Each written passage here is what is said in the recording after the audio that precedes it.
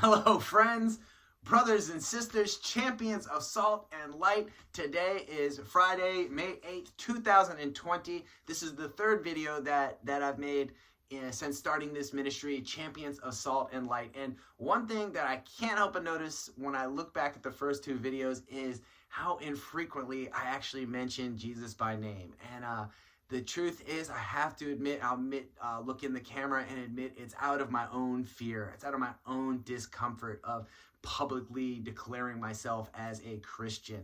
And I think it comes down to, man, my ideas of religion for my whole entire life. A lot of people who I care about, the way that we see it is, man, the most wicked things in history have been done in the name of religion. I mean, forget history, still, the most wicked things are still being done in the name of religion. And it's just something that doesn't sit well with me, but I'm not alone. You know who else really does not like religion? Was Jesus.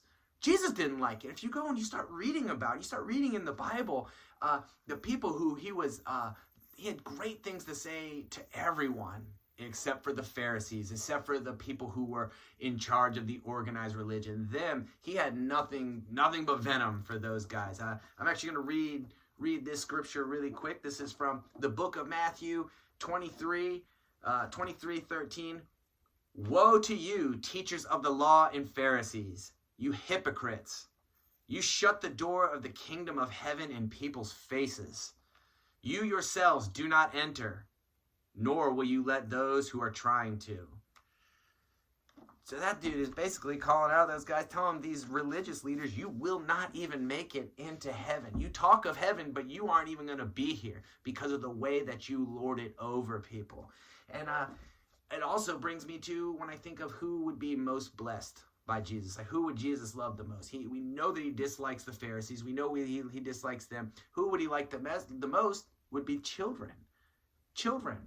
Because children are the most faithful. Think about all the kids that you've known in your life. And when a young child, you have to constantly tell them to look both ways before they cross the street. You have to warn them about anything just to keep them safe, because they're not stupid. They just have faith. Their faith is just so natural and so strong that they don't even consider that they can be hurt, because they're born with faith. Fear is something that we learn in the human experience. We're born with faith. We're born with hope. We're born with love. Fear is the thing that we learn from experience. Fear is the thing that we learn when we get our butts kicked, when we get ripped off, when we get stabbed in the back and betrayed and taken advantage of. That's where we learn fear.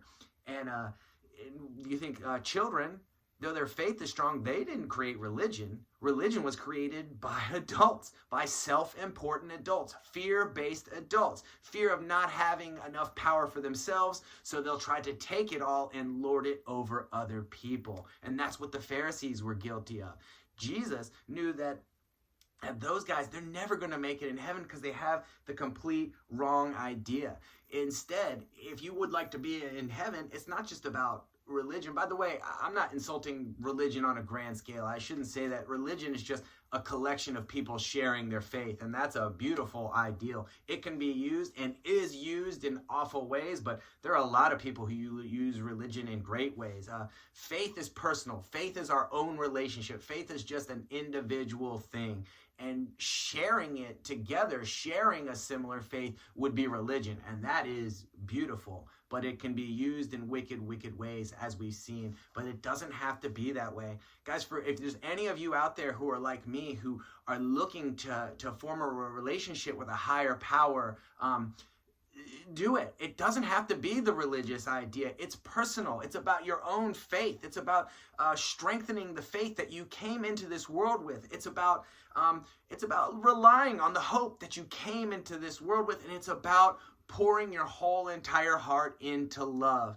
Guys, you don't have to be a part of a super organized religion to have your own relationship with God. You don't have to have some connection to faith. You don't have to win the praise of any people. If that's what it's ever about, if your religion ever makes you feel like there's something about that you have to please any of the people involved in it, That's not God's way. That's not Jesus's way. Jesus didn't want that. Jesus wanted you to have a relationship with him, and he still does. He's open to it as soon as you guys are.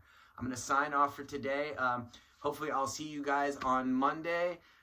In the time being, look out for one another, love one another, practice your hope, practice your faith, and for sure, practice your love. I love you. Bye.